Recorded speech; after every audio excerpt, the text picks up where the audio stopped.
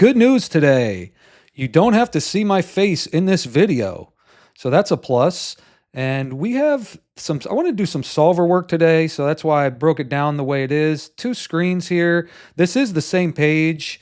I'm using the PLO trainer here, the PLO Mastermind trainer. So we have the Jack 10 8-6. That's double suited. That's going to be the hand of note. And I want to say I was shocked at the way you're supposed to play this hand.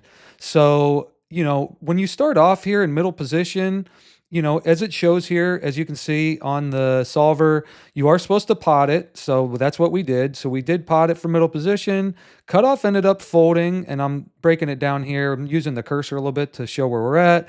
Button calls. Small blind went ahead and repotted this, and big blind folds, and it's back to us. So let's pull back up the trainer here. And I thought this was a spot that is just a standard flat, and you're supposed to just call the 3-bet. But as you can see here, and this is where I was shocked at, this is a 4-bet every time. There is no scenario that you call, as you see, or fold. When you're playing 100 big blinds deep. So remember, we are playing 100 big blinds. Everybody has 100 big blinds here playing 1-2.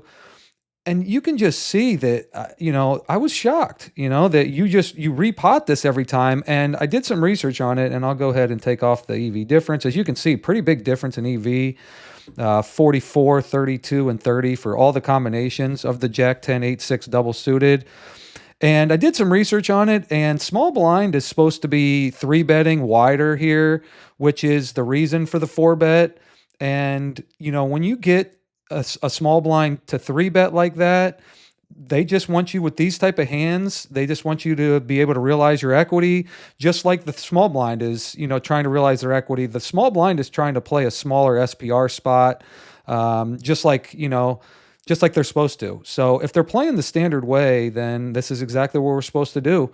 So let me know what you guys think. Let me know if you would play it this way, or if you knew it was played this way.